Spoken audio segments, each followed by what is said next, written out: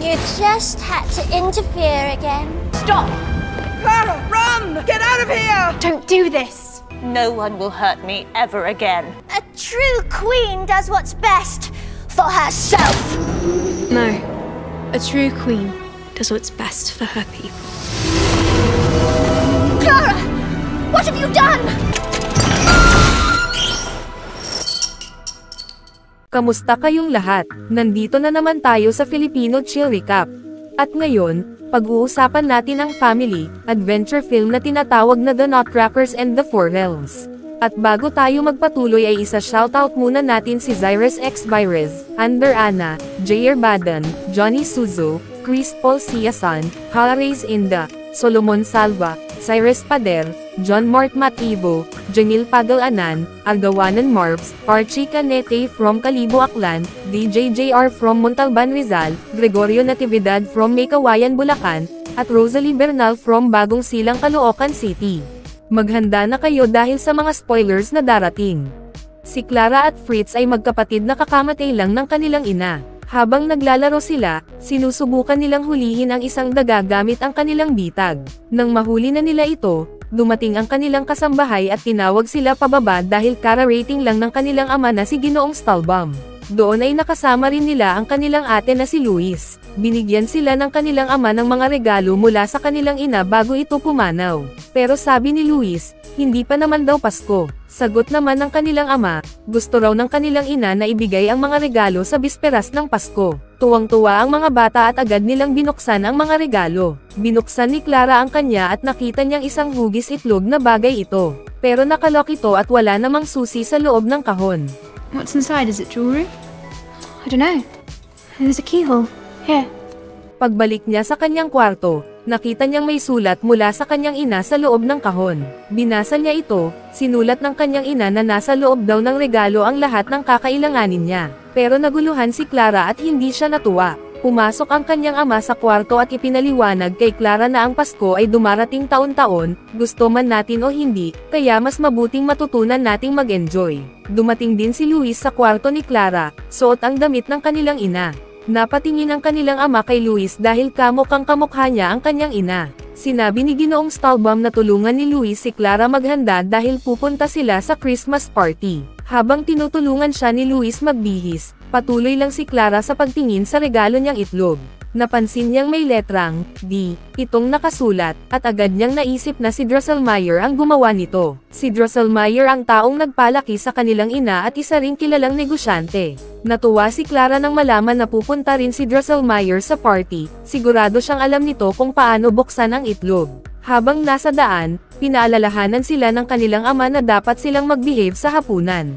Gusto rin daw nitong makasayaw pareho silang magkapatid, lalo na si Clara, para hindi siya biglang mawala. Pagdating nila sa party, masaya ang lahat sa pagdiriwang. Bumaba si Clara para hanapin si Drosselmeyer. Nakita niya ito at humingi ng tulong sa kanya na ayusin ang isang laruan na hindi gumagana ang mekanismo. Maingat na tiningnan ni Clara ang laruan at mabilis niya itong naayos. Ipinakita niya kay Drosselmeyer ang itlog at tinanong kung nasaan ang susi. Tiningnan ito ni Drosselmeyer at sinabing ginawa raw niya ito para sa isang matalinong babae, ang ina ni Clara. Ipinaliwanag pa niya na noong unang dumating sa kanya ang ina ni Clara, palagi itong nakakulong sa kwarto at walang tiwala sa kahit sino. Kaya ginawa raw niya ang itlog at inilagay ito sa labas ng kwarto ng ina, hanggang sa unti-unti raw itong nagtiwala. Tinanong muli ni Clara kung nasaan ang susi, pero ang sabi ni Drosselmeyer, may mga lock na mas mahirap buksan kaysa sa iba. Pagkatapos tumunog ang kampana, sinabi ni Drosselmeyer kay Clara na umakyat na sa itaas. Inutusan naman niya ang kanyang kwago na bantayan si Clara. Nagtipon ang lahat sa bulwagan at nagsalita si Drosselmeyer. Pagkatapos ng kanyang talumpati, ipinamahagi niya ang mga regalo at nagsilabasan ang lahat sa sobrang saya. Paalis na rin sana si Clara nang pigilan siya ng kanyang ama. Galit ito dahil bigla siyang nawala, pero sinabi ni Clara na ayaw lang daw niyang sumayaw. Sinagot siya ng kanyang ama na palagi lang daw niyang iniisip ang sarili niya. Dahil dito, nagalit si Clara at sinabing siya rin naman ay puro sarili lang ang iniisip. Umalis siya at nagsimulang hanapin ang kanyang regalo. Habang naghahanap, nakita niya ang kanyang pangalan at sinundan ang isang lubad. Dinala siya ng lubad sa isang kakaibang lugar, ang Christmas Tree Forest. Habang tinatanggal niya ang kanyang regalo mula sa puno, nakita niya na ito ay isang susi. Inisip niya na baka ito na ang susi na hinahanap niya, pero biglang tumakbo ang isang daga at inagaw ito. Hinabol niya ang daga hanggang sa makarating ito sa kagubatan. Tumakbo siya kasunod nito hanggang sa marating ang kabilang bahagi ng lawa. Sinubukan niyang tumawid sa nagyayelong lawa pero nagsimulang mabiyak ang yelo kaya tumigil siya at naghanap ng daan. Nakita niya ang isang tulay at agad siyang nagtungo roon. Sa dulo ng tulay, may isang nutcracker sa kanyang pwesto. Paglapit ni Clara para tumawid, bigla itong nagising at pinigilan siya. Pero nang sabihin ni Clara ang kanyang buong pangalan, My name isn't Clara, just me. It's Stahlbaum. Are you in relation to Marie Stahlbaum? She's my mother. agad itong yumoko bilang paggalang. Ipinakilala niya ang sarili bilang Captain Philip at sinabi niyang ang ina ni Clara na si Marie Stahlbaum ang reyna, at si Clara ang kanilang prinsesa. Sinabihan ni Philip si Clara na delikado tumawid sa tulay dahil iyon na ang ika-4 na kaharian, at may digmaan na nagaganap doon. Pero sabi ni Clara, kailangan pa rin niyang dumaan sa daang iyon at inutusan niya si Philip na samahan siya. Sakay ng kabayo, dinala siya ni Philip sa kabila ng tulay. Pagdating nila roon, nakita ni Clara ang daga na may dalang susi at agad niya itong hinabol. Pero biglang pumasok ang daga sa ilalim ng lupa, at mula sa likod, sumulpat ang napakaraming daga na nagsanib-sanib at bumuo ng hugis, saka inatake si Clara. Sinubukan nilang kunin si Clara, pero agad dumating si Philip at iniligtas siya. Sinabi ni Philip kay Clara na umalis na dahil napakadelikado ng lugar. Habang nag-uusap sila, narinig ni Clara ang boses ni Mother Ginger. Sino mang lumalapit sa kanyang teritoryo ay pinapatay niya. Sinubukan ni Mother Ginger pigilan si Clara, pero sabi ni Philip, isa itong patibong, hindi raw gusto ni Mother Ginger ang mga nanghihimasok. Dinala ni Philip si Clara sa palasyo. Pagdating nila, pinigilan siya ng mga bantay, pero nang marinig nila ang pangalan ni Clara, bigla silang natakot at agad siyang pinapasok. Pumasok si Clara sa palasyo at lahat ay yumoko sa kanya. Napalibutan ng mga larawan ng kanyang ina ang paligid. Pumasok siya sa silid pulong, at nang marinig ng mga rehente ang kanyang pangalan, agad silang tumayo at nagpakilala. Si Hawthorne, ang pinuno ng lupain ng mga bulaklak. Si Shiver, pinuno ng lupain ng mga nyebe. At si Sugar Plum, pinuno ng lupain ng mga matatamis. Tinanong nila si Clara tungkol sa kanyang ina. Sabi ni Clara, patay na ito. Nabigla at nalungkot ang lahat sa narinig nila. Dinala nila si Clara sa trono ng kanyang ina, at tinanong siya ni Sugar Plum kung dumating ba siya para iligtas sila. Umiling si Clara at sinabing wala siyang alam tungkol sa lugar na iyon. Ikinwento niya kung paano siya napunta roon at ang mga nangyari sa kanya. Ipinaliwanag ni Philip kung paano nila nalampasan ang Mouse King at si Mother Ginger. Sinabi ng mga rehente na tadhana raw ni Clara ang makaligtas sa ika-4 na kaharian, dahil wala pang sino man ang nakakaalis mula roon. Iminungkahi ng mga rehente na magkaroon ng pagtitipon para ipagdiwang ang pagdating ni Clara, pero sabi ni Clara, kailangan na niyang bumalik sa party. Ipinaliwanag naman ng mga rehente na magkaiba ang oras sa mundo at sa mga kaharian, mabagal ang takbo ng oras sa mundo kumpara sa kanila. Dinala siya ni Sugar Plum sa isang silid kung saan naroon ang isang malaking bilog na parang orasan, katulad ng ginagamit ni Drosselmeyer. Pinatayo niya si Clara, at nang umikot ang dial, bigla silang lumabas sa loob ng isang orasan. Sa pader, nakita ni Clara ang party, lahat ay sumasayaw at nag-e-enjoy, pero gumagalaw sila ng napakabagal. Ipinaliwanag ni Sugar Plum na mas mabagal ang takbo ng oras sa mundo nila kumpara sa kaharian. Pagkatapos, dinala niya si Clara sa isa pang silid para maghanda para sa selebrasyon. Tinulungan siyang mag-ayos ni Sugar Plum at naging napakaganda ni Clara. Nagsimula ang palabas, na tungkol sa kanyang ina na si Marie at kung paano nito natuklasan ang mundong iyon. Ipinakita doon ang bawat kaharian, kabilang na ang ika-4 na kaharian.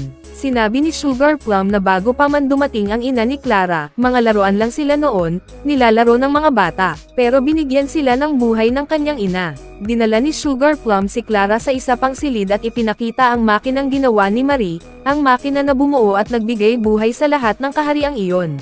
Dahil dito, nagkaroon sila ng mga emosyon tulad ng kaligayahan, kalungkutan, galit, at pag-ibig. Dagdag pa ni Sugar Plum, ayon sa kanilang mga especially iya, naghahanda raw si Mother Ginger para sa digmaan. Ang makinang ginawa ng ina ni Clara lamang ang makakatulong para makapagtayo sila ng hukbo para sa kanilang proteksyon. Pero kailangan nito ng susi, ang susi na pag-aari ng ina ni Clara, at hindi ito gagana kung wala iyon. Kinuha ni Clara ang itlog mula sa kanyang dala, at napansin nilang magkapareho ang lock. Sinabi ni Clara na ninakaw ng daga ang susi, at kailangan niyang bumalik sa ika-4 na kaharian para kunin ito. Pinigilan siya ni Philip at sinabing delikado roon, pero sagot ni Clara, marahil iyon ang dahilan kung bakit siya pinadala ng kanyang ina. Kinagabihan, nahiga si Clara at naalala ang huling Pasko nila ng kanyang ina. Sinabi noon ng kanyang ina na nakalikha siya ng isang mundo at binigyan niya ng buhay ang mga laruan. Sinabi rin nito kay Clara na darating ang panahon na makikita rin niya ang mundong iyon. Umakyat si Clara sa bubungan dahil miss na miss niya ang kanyang ina. Sinabi niyang hindi niya alam kung makukuha niya ang susi, at kung hindi niya ito magagawa, mawawala rin ang mundong ginawa ng kanyang ina. Naisip niya sana ay naroon ang kanyang ina para sabihin kung tama ba ang ginagawa niya. Biglang may isang bituin na bumagsak mula sa langit, at inisip ni Clara na tama ang kanyang desisyon. Kinabukasan, naghanda si Clara ng hukbo. Nakauniforme siya ng pangmilitar at naroon din si Sugar Plum. Sinabi ni Sugar Plum na hindi siya makakasama dahil sa ilang personal na dahilan, at bumalik ito sa palasyo. Ang mga sundalong pumihil kay Clara noon sa pagpasok ng palasyo ay naroon din at nagsabing sasama sila sa laban. Inutusan ni Clara ang hukbo na umalis at nagsimula silang maglakad palabas ng palasyo. Habang hinahanap nila ang Mouse King, nakarating sila sa teritoryo ni Mother Ginger. Takot pumasok ang mga sundalo dahil sobrang foggy sa loob, pero bumaba si Clara at naglakad mag-isa.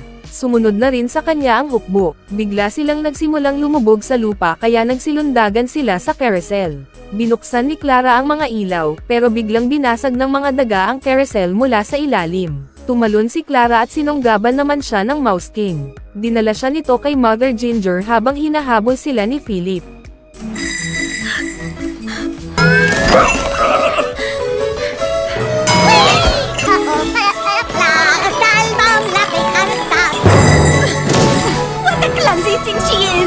Pagdating sa loob ng malaking clown, niloko at tinulak ng mga payaso si Clara sa isang upuan.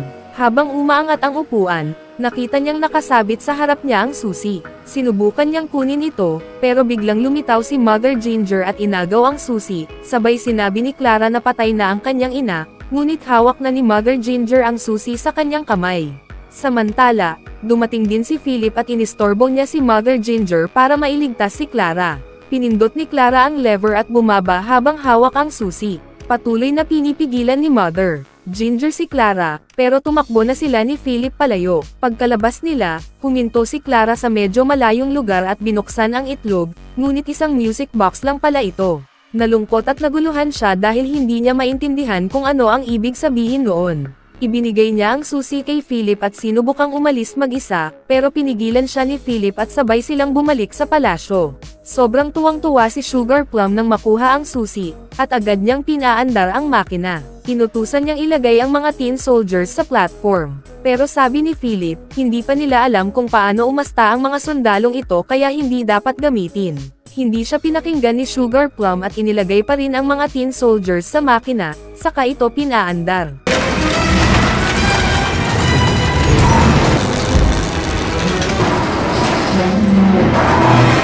Hello, boys. Nabuhay ang mga sundalo at inutusan niya silang lumusab sa ika-4 na kaharian. Agad na tumutol si Clara at sinabing hindi kailanman gugustuhin ng kanyang ina ang ganitong bagay. Ngunit biglang nagbago ang anyo ni Sugar Plum, lumabas ang tunay niyang pangit na mukha at inutusan ang mga tin soldiers na arestuhin si Clara. Why are you doing this? Your mother abandoned us. Just expects us to carry on and play nice. Well, I don't want to play nice! Hinuli nila si Clara at Philip at ikinulong sa isang silid kasama ang 2 rehente. Nalungkot si Clara at sinabing kasalanan niya ang lahat ng nangyari. Patuloy siyang nakatingin sa music box hanggang sa mapansin niyang may nakatagong salamin sa loob nito. Naalala niya bigla ang mga sinabi ng kanyang ina at tila may kumislap sa kanyang isipan, napagtanto niyang ang ibig sabihin ng kanyang ina ay matutong magtiwala sa sarili at sa kakayahan niya. Humingi ng tulong si Clara kay Philip, at gumawa sila ng plano para makatakas. Sa tulong ng kanilang diskarte, nakatakas sila mula sa kulungan. Nagtago sila sa isang silid para obserbahan kung ano ang ginagawa ni Sugar Plum. Bigla namang dumating ang isang daga, parang may gusto itong sabihin. Naunawaan ni Clara at tinanong niya ito kung saan ang daan papunta sa silid ng makina. Dinala sila ng daga sa ilalim ng lupa, sa mga daanan ng imburnal, hanggang sa makarating sila sa engine room. Sinabi ni Clara kay Philip na puntahan si Mother Ginger at sabihin dito ang lahat ng nangyayari. Sigurado na siya ngayong mabuti si Mother Ginger. Umakyat si Clara sa gilid ng burol at pinatay ang makina. Samantala, nakarating na si Philip kay Mother Ginger at ipinaliwanag ang lahat. They're coming for you. Sugar Plum thinks she's divided us all. Are you still willing to uphold that oath? No matter the cost, I'm ready. Habang papalapit sila sa palasyo, sinubukan ni Clara na makapasok sa silid ng makina sa pamamagitan ng paggamit ng mga laruan na daga para ilihis ang pansin ng mga tin soldiers.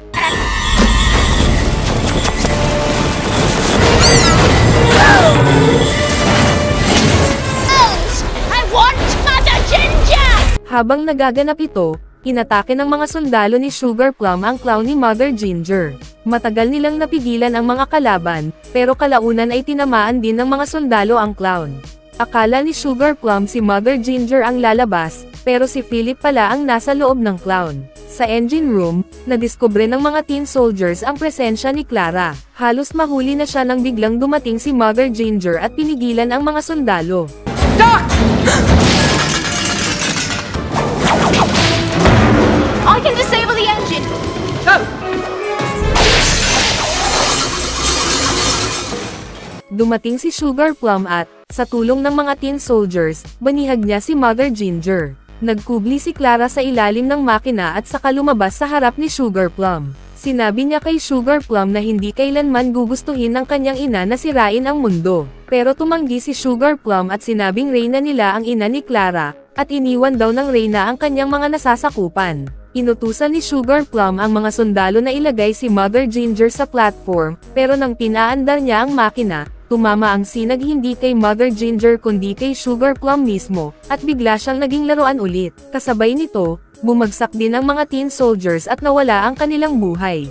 Lahat ay bumalik sa normal. Nagyakapan sina Clara at Mother Ginger sa wakas. Kinabukasan, nagdaos sila ng salo-salo para kay Clara. Masayang-masaya ang lahat, at dumating si Philip para ihatid siya. Tinanong ni Philip kung babalik pa siya sa kaharian, at ngumiti si Clara. Sabi niya, babalik siya, pero gusto niyang unang bumisita si Philip sa mundo niya para makilala ang kanyang pamilya. Nagpaalaman sila ng may ngiti sa mukha, at bumalik na si Clara sa kanyang mundo. Pagdating sa party, lumapit siya kay Drosselmeyer at sinabing nagawa na niya ang kanyang misyon. Ngumiti si Drosselmeyer at sinabing walang duda, ang kanyang ina ang pinakamatalinong imbentor. Tuwing tinatanong daw niya ito kung ano ang pinakamagandang imbensyon niya, palagi nitong binabanggit ang pangalan ni Clara. Ngumiti si Clara at lumabas para salubungin ang kanyang ama. Humingi siya ng tawad sa ama, pero laking gulat niya nang si Ginoong Stahlbaum mismo ang humingi ng tawad sa kanya dahil sa naging ugali nito. Kinuha ni Clara mula sa bulsa ang music box at inanyayahan ang ama niyang sumayaw. Habang tumutugtog ang kanta, naalala ng kanyang ama na ito ang parehong awitin na ginamit nila ng kanyang ina noong una silang sumayaw. At muling nagsayaw si Clara kasama ng kanyang ama, sa ilalim ng musika ng alaala. Mag-subscribe na kung hindi ka pa nakasubscribe, pindutin na rin ang notification bell at like button para sa marami pang movie recap katulad nito, at mag-iwan ng comment down below. And as always, thank you for watching.